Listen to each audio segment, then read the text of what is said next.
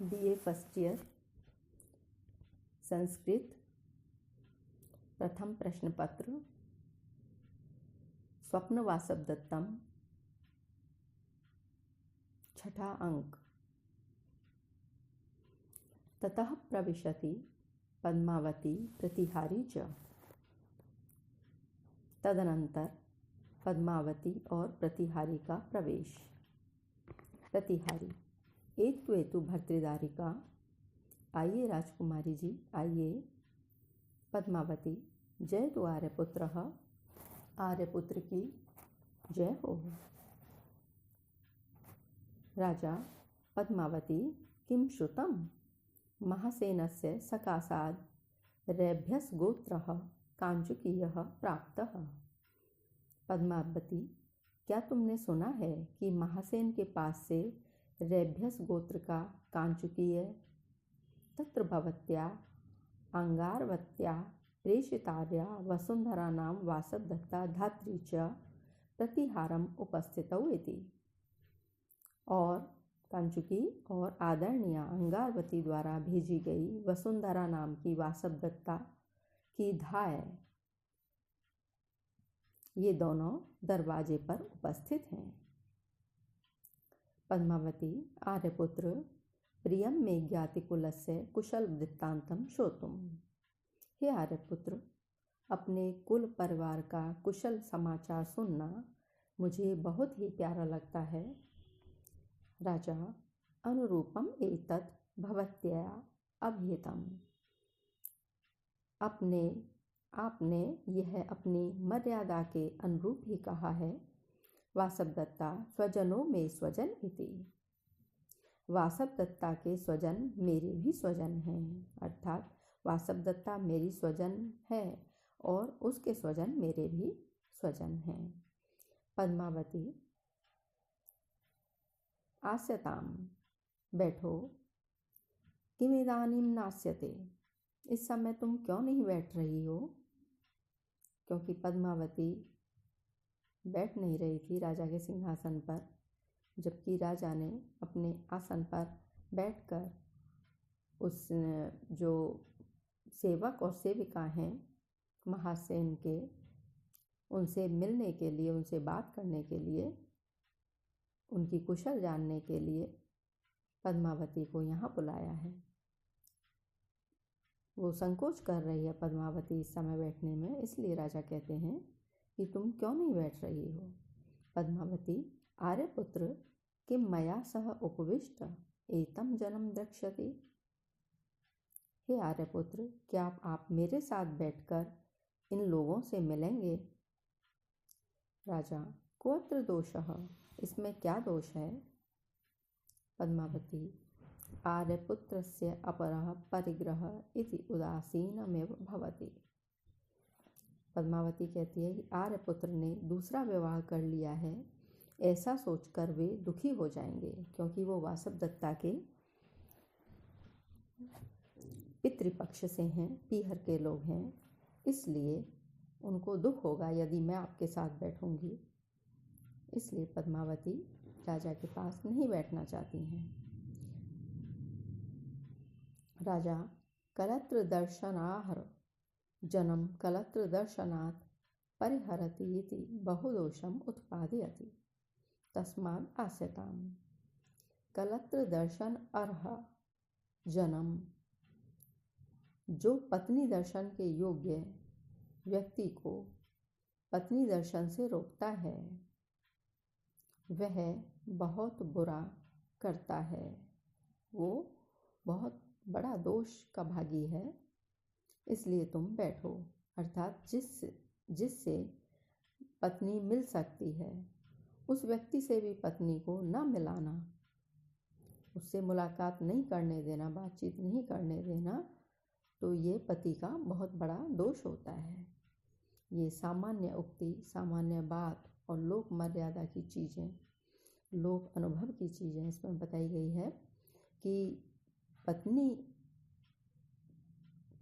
दर्शन के योग्य जो व्यक्ति है, अर्थात पत्नी अपने पीहर पक्ष वालों से तो मिल ही सकती है और पितृपक्ष से आए हुए लोगों से पत्नी को मिलने नहीं देना, ये पति का बहुत बड़ा दोष होता है।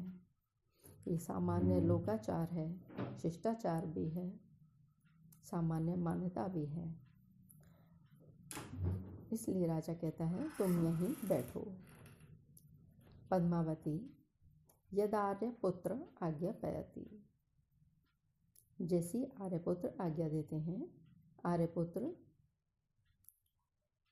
उपविश्य बैठकर तातो वा अम्बा वा किन्नु खलु भणिष्यति इति अविघ्नेव संवृत्ता।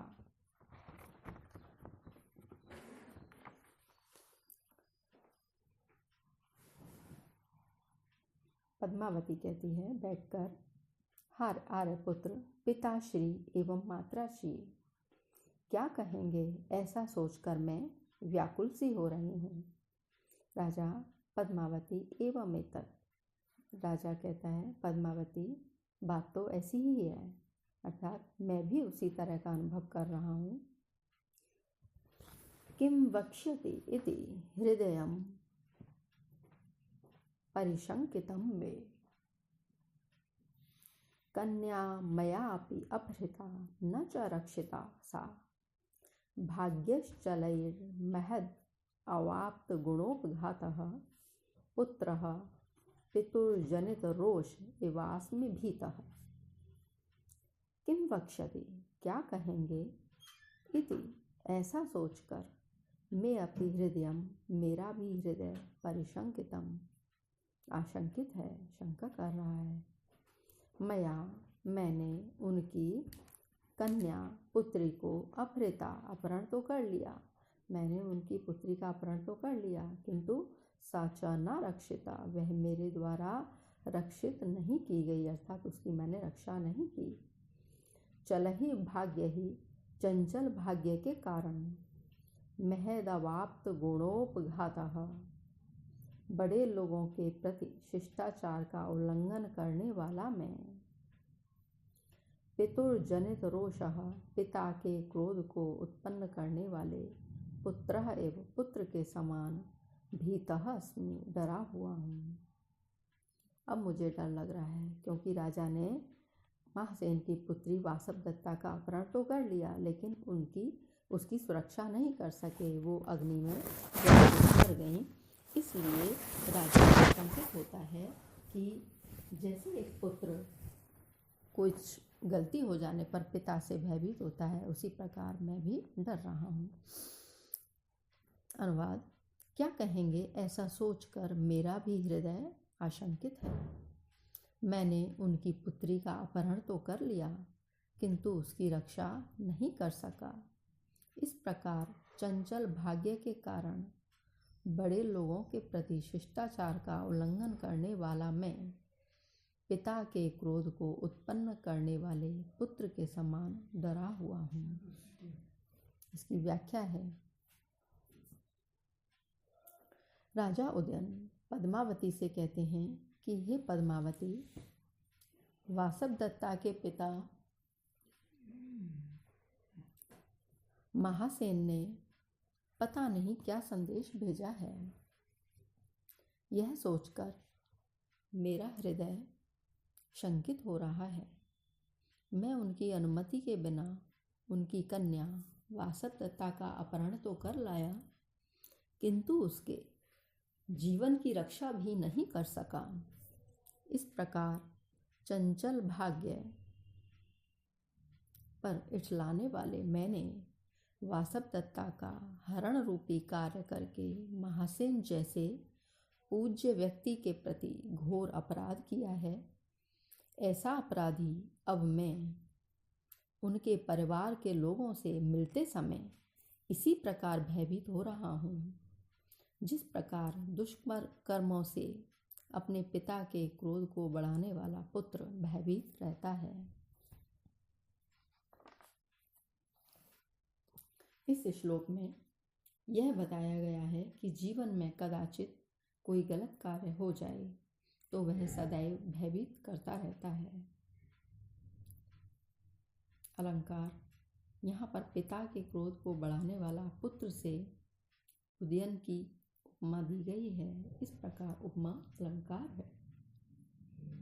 छंद वासव दत्ता, छंद वसंत तिलका, गुण माधुर्य, रीति वैदर्भी, व्याकरणात्मक टिप्पणी महदवाप्त गुणोपघातः,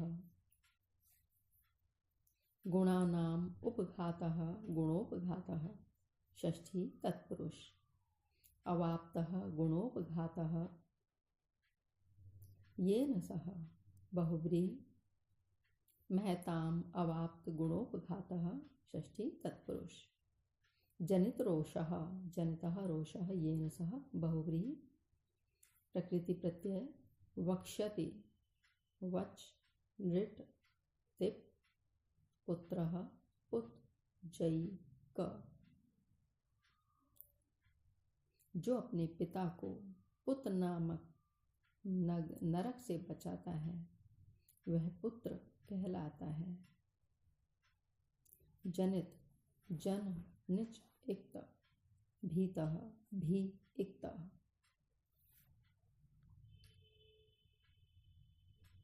पद्मावती ननु किम शक्यम रक्षितुम प्राप्त काले,